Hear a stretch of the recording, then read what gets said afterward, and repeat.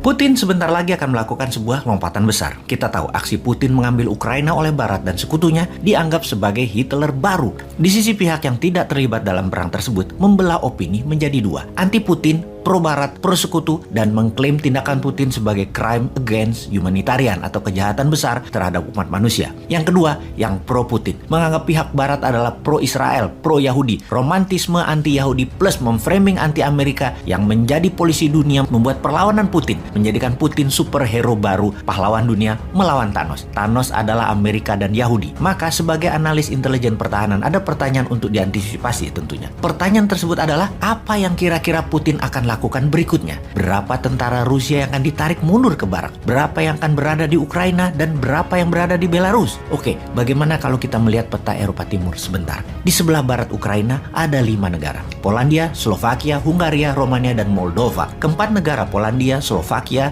Hungaria, dan Romania adalah anggota NATO. Kalau kamu menyerang keempat negara ini, maka kalian berhadapan dengan NATO. Kalian menyerang NATO. Sebuah fakta pertahanan sekutu di Eropa. Dapat dipastikan Putin tidak akan mengambil resiko itu, sehingga tinggal Moldova. Ukraina dan Moldova punya perbatasan darat yang panjang, hampir 1.200 km. Jika Putin mau, maka dia bisa memerintahkan langsung tentaranya untuk mengarahkan pasukannya ke Moldova. Rupanya rencana ini sudah lama dilakukan Putin, yang akhirnya rencana ini dibocorkan. Dan coba tebak, siapa yang membocorkan detail rencana Putin akan mengambil Moldova itu? Yaitu Presiden Belarus, Alexander Lukashenko, alias sahabat Putin terdekat. Minggu lalu, Lukashenko mengumpulkan seluruh pemimpin pertahanan Belarus membahas rencana perang Rusia. Ketika Lukashenko hadir, dia membawa peta besar Eropa Timur yang dipaparkan dalam pertemuan tersebut. Dalam peta tersebut, sangat rinci memaparkan rencana invasi Rusia ke Moldova. Sebuah hal yang sangat mengerikan kalau kita melihat apa langkah Putin tersebut. Dan bagi Putin,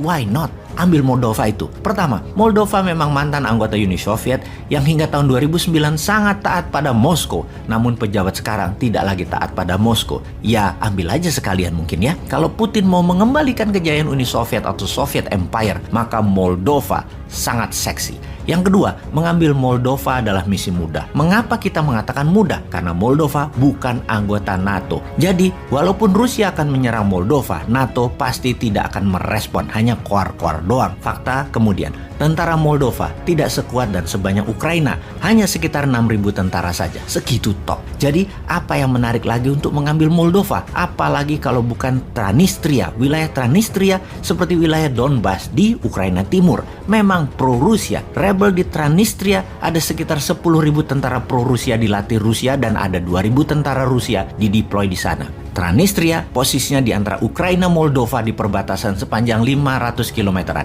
Hanya menggerakkan Transnistria, pemerintah Moldova sudah pasti ambyar. Pertanyaannya, akankah Putin memberikan perintah tersebut? Semua tergantung dari misi penyerangan di Ukraina. Berapa lama Kiev bisa bertahan lagi? Berapa macam insurgensi atau gerakan gerilya bawah tanah bermunculan di Ukraina? Efek perjuangan rakyat dan tentara Ukraina yang memutus rantai komando utama menjadi satuan kecil-kecil. Semakin banyak, semakin sulit diredam Ukraina. Walaupun pemerintahannya sudah jatuh. Intinya, seberapa akan sibuknya nanti tentara Rusia di Ukraina. Yang menjadi pertimbangan juga adalah menginvasi satu negara sudah sangat beresiko, apalagi 2 negara. Ujungnya, Rusia akan punya 2 rezim boneka di negara Ukraina dan Moldova, namun tidak punya uang untuk mengelolanya karena kena sanksi ekonomi. Bisa-bisa terbatas sumber ekonomi yang di dalam negeri Rusia tidak punya, dan ini tergantung mitra Rusia, Tiongkok. Jadi jelas, Putin akan membangun kembali kejayaan Uni Soviet. Di pihak Rusia ada Lukashenko Belarus sebagai sahabat dekat dan Xi Jinping sebagai quid pro quo, bahasa Latin yang artinya a favor for a favor,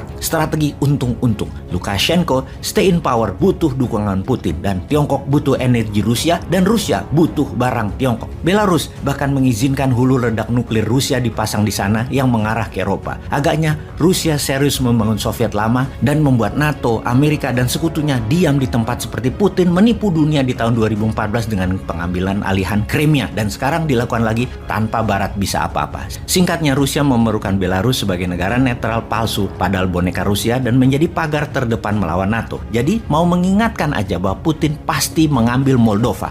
Kita Это страшнее ядерного оружия. Торрент-2, которые мы новые закупили, называют точки. Они, наверное, не секретные для натовцев, они все видят. Мы поставим С-400, который будет находиться чуть западнее Минска. 1000 раненых прибыли в Гомель.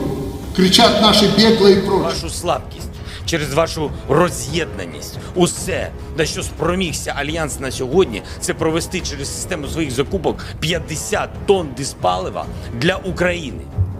Мабуть, для того, щоб ми могли спалити Будапештський меморандум. To prevent this war from escalating beyond Ukraine. Because that will be even more dangerous, more devastating, and will cause even more human suffering.